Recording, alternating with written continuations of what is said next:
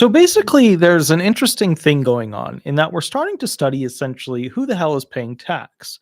And as you know, out of the two agencies, the IRS and the Social Security Administration, the IRS gets all the money love from the politicians, anyways.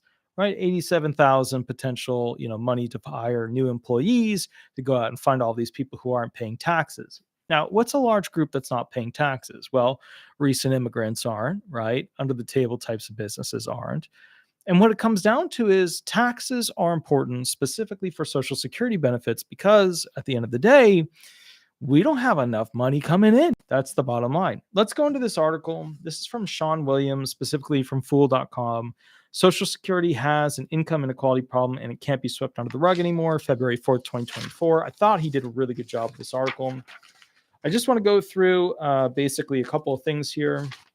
Okay, America's top retirement program is more than 22 trillion in long-term unfunded obligations. Now, just to make something clear, we are currently 34 trillion in debt, and we are at the point where we can't actually afford to make our payments on just the interest that is due from that debt. So America's at this we're screwed point. We don't go bankrupt because we're the big bad country of basically essentially the West. But the bottom line is we're in a tough spot because we've spent far too much to try and do this whole military thing across the globe. And now the American people can't back it anymore because we just don't make enough. So let's go through this real quick. For more than 8 decades, the Social Security Board of Trustees has released an annual report that takes an under-the-hood look at the program's finances, as well as examines its short-term 10-year and long-term 75-year outlook. So remember that. It's always 10 years and 75 years that they do their planning based off of, them, what their projections are based off of. These outlooks factor in ongoing demographic changes, as well as shifts in fiscal and monetary policy to determine how sustainable the existing payout schedule is for the current future beneficiaries. Cool. Stuff we all know. Easy peasy. Here we go. Every year since 1985, the trustee report has cautioned. So we knew in 1985, especially, 1985, has cautioned that Social Security would be facing some degree of long-term unfunded obligation. In simpler terms, forecasted revenue collection in the 75-year following the release of the trustees report was not expected to cover projected outlays. In other words, 1985, they knew in the long-term 75-year provision that realistically there wasn't going to be enough money. And they knew this in the 80s. As of 2023, the trustees estimate Social Security is contending with a 22.4 trillion funding shortfall through 2097. So, remember that 75 years, $22.4 trillion that we're not going to have to be able to pay people their retirement. And of course, the big bad thing, the hammer, is that in 9 years, people get about 75 to 77% of their check. Although I believe that math is wrong.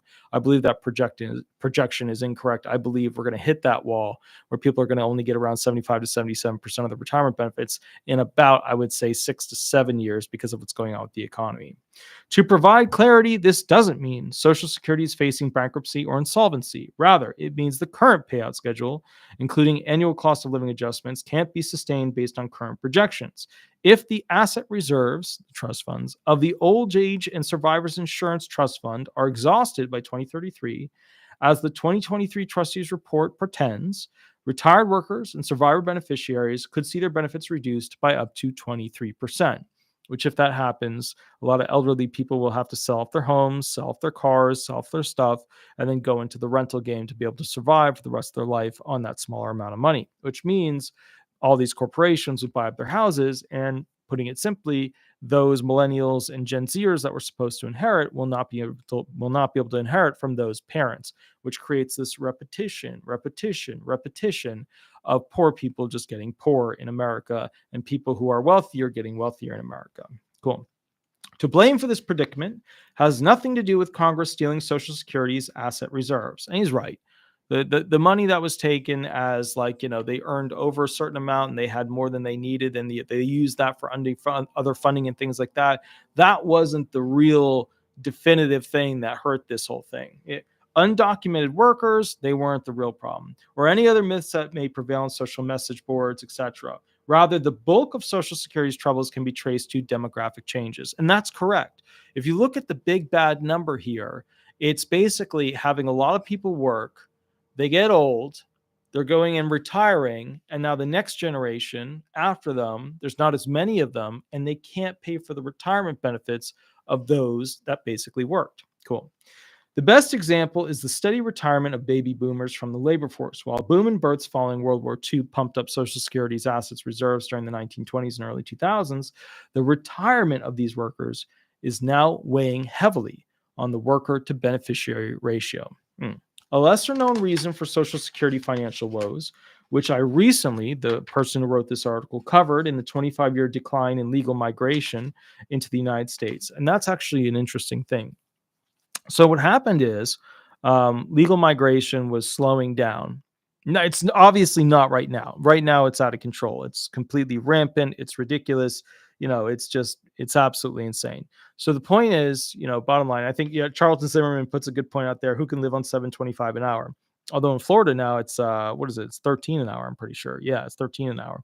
But the point is, the bottom line is that we have crazy amounts of illegal immigrants coming into this country, and those illegal immigrants are basically being funded by the federal government to go ahead and exist and live here, and then ultimately as a result of that, people are very angry because they can't get money from the government, and this is all money that they've paid in, and they feel that they're not getting, it's just a bad deal to them. Because remember, when people came here way back in the day, the government wasn't handing out checks like they are now. And the government is in and out of control state. And we all know it. We all know President Biden's current plan is not proper or appropriate for immigration. But Laura Diller, thank you for the $1.99 donation. I super appreciate it. That's absolutely awesome. Very, very cool. Thank you. Very awesome. So when I see the little balloon thing, which is cool. So the thing is this. What's happening is now we have a significant amount of immigrants coming in. But the interesting thing about that is, okay, now we have all these people in America. Some of them are a small percentage going to cause very bad problems. Basically attacks, beatings, knives, guns that are improperly used, etc. And the people who are going to be the most hurt by these individuals are ironically the ones, they're the people who basically are saying, hey, guns are bad. Hey, knives are bad. These are city people. City people live in that world. They live in the world of like, somehow these politicians will make a perfect little happy society that I'll be able to live in and be safe in, which obviously it works kind of, but it's never really a great idea to keep that as like the direction that your life is going. You always want to be protected. You always want to have self-protection. You always want to be smart about how you protect your body, right? A lot of city people in some particular cities, they've lost that. They've evolved away from it, and now they're the first ones to get hurt, is what it is.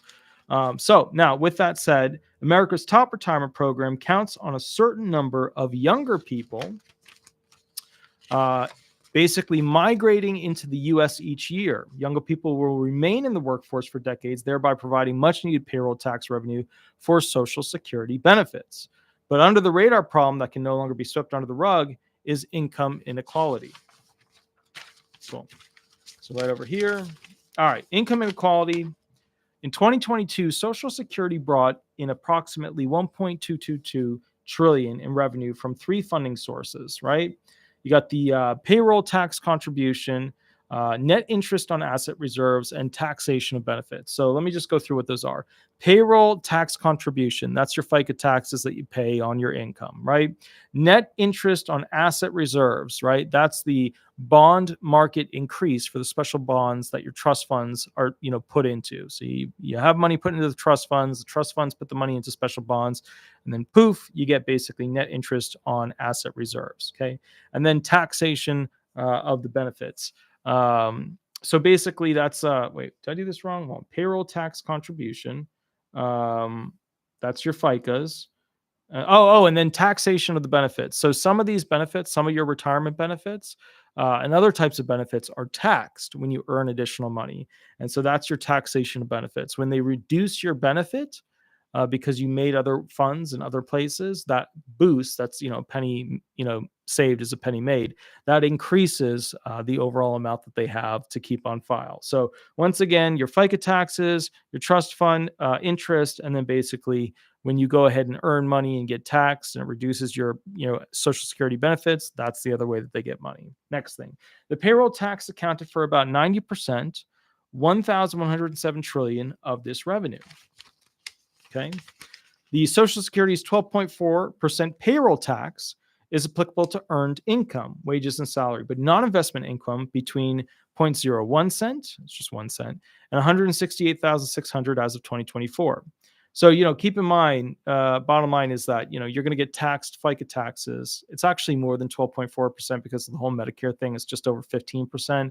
But basically from a penny to $168,600, you get taxed on income, but you don't get taxed on investment income. Okay, that's how that works. So it's just earned income. Whereas the self-employed are responsible for the entire 12.4% tax, blah, blah, blah. You know how that stuff works. All right. Close to 94% of working Americans earn less than the maximum taxable earning cap, the 168,600. So what that means is that 94% of working Americans are paying whatever the maximum amount they make in tax. It's getting FICA taxed, where it's that 12.4 plus it's actually over 15 because of the Medicare. But the bottom line is, 94% of Americans are paying, FICA taxes on all of their income for that year, all of their income. And that's because 94% of Americans make less than $168,600 per year. On the other hand, 6.2% of the working Americans in 2021 achieved what was the maximum taxable earning cap. For these individuals, payroll taxation is exempted. Okay. Now, the whole point, just to go through here, is that they want the rich to pay their quasi fair share, right? That's where we roll into from this. But the whole problem that we don't see enough investment on, and I actually wanted to reach out to some of the Washington, D.C. nonprofits to see if they would do a study on how immigrants will ultimately be paying into the Social Security trust funds. Laura Dillard, I just saw that. Thank you. Oh, no, that's the earlier one, but that's awesome too. Sorry, Diana Fernandez with the $1 donation right there. Very cool. Thank you. Diana has done a bunch of donations, which is absolutely amazing. Which is really, really, really helpful, especially with the whole surgery coming up, which is going to be super expensive, not super fun. But the point is with this, what we've learned from this situation and this whole, setup is that we don't have enough information on these immigrants. We don't know how many immigrants have essentially come into this country under Biden's immigration policy setup. We just don't know. We have no clue. So the thing is this. We then have to figure out what percentage of immigrants are likely to, basically start working a taxable job or start working a taxable job after so many years. And once we know that, we can start to figure out how many of those immigrants are going to actually bolster the SSA's trust funds because they're paying in those taxes. Now, what are the problems? The problems are quite a few of these immigrants, asylum seekers, refugee individuals, are going to go on to the SSI 7-year program, supplemental security income, for 7 years plus the 2-year up, right? A lot of them are going to go on that, which means we don't get any real value from them until after that 7 to 9 years with help of bolstering the Social Security benefits via the taxes. Now, with that said, keep in mind, we do have individuals that are going to go ahead and work jobs in the United States, but they won't be tax paying. They'll find under the table jobs, they'll be cleaning restaurants, doing stuff like that, and they won't be tax paying jobs. Now, you know what President Biden is doing here, right? You guys know, right? He has essentially millions of new, immigrants coming into this country. And he's got 87,000 new potential IRS agents to go and track people down and make them pay taxes. So what he's doing is finding a way to massively increase the amount of money that is paid in to the United States Treasury through the IRS. That's what he's doing. Yeah, it's vote farming. Let's not BS each other on that. Yeah, it's vote farming. Yeah, it's illegal what he's doing. Yeah, it's unconstitutional what he's doing. Got it. Other people will have to pick up those lawsuits and take care of it. But at the end of the day, what he's doing is he's adding a massive amount of new people.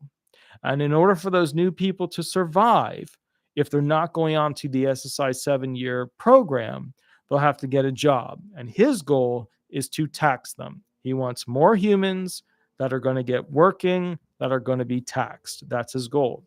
The ironic thing about essentially, this situation is that at the end of the day, it benefits the Social Security Administration. You would think that having lots of immigrants would not benefit the SSA. Now, in the immediate sense, it doesn't help because the SSA has to process all of those, refugee asylum seeker situation claims and to have a lot of, people diverted to doing those functions and those jobs. And that takes away from people working on retirement claims and disability claims, etc.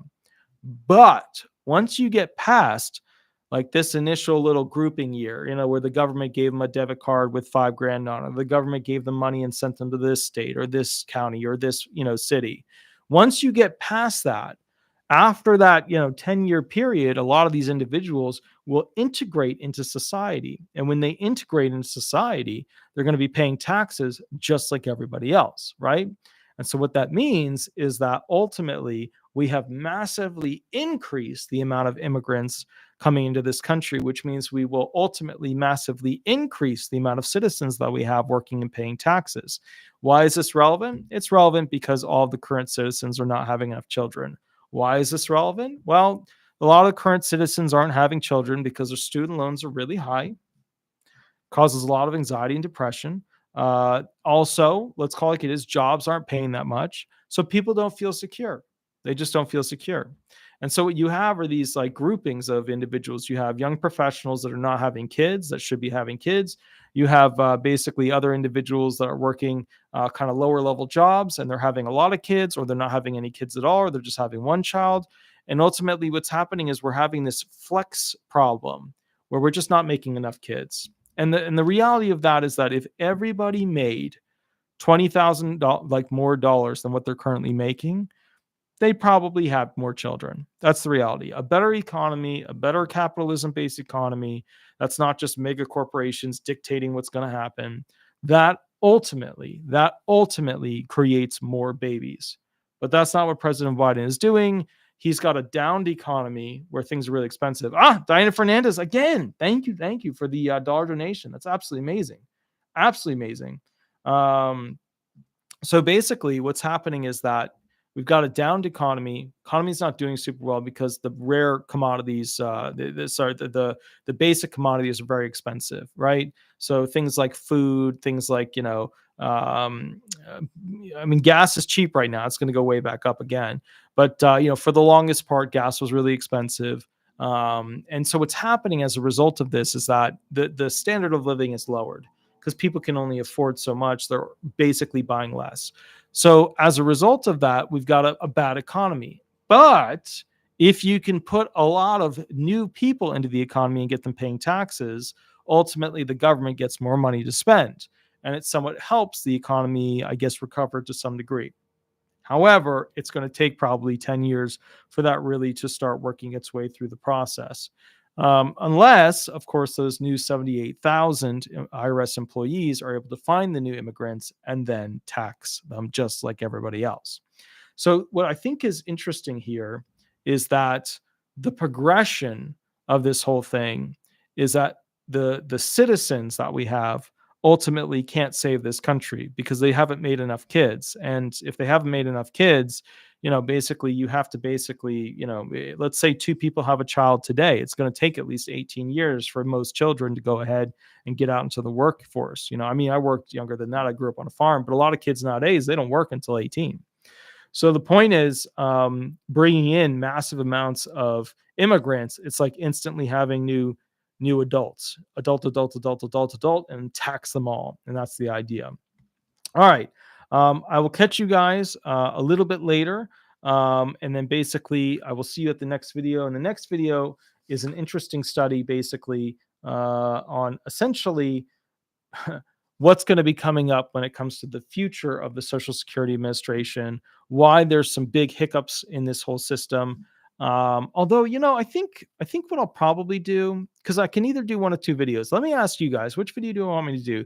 Do you want me to do one on a major disability law that's changing, that's in the final committee stages, that has to do with basically disability benefits? Or do you want me to do one specifically on essentially should we reduce retirement for everybody, or should we just reduce it for those who are 40 and under?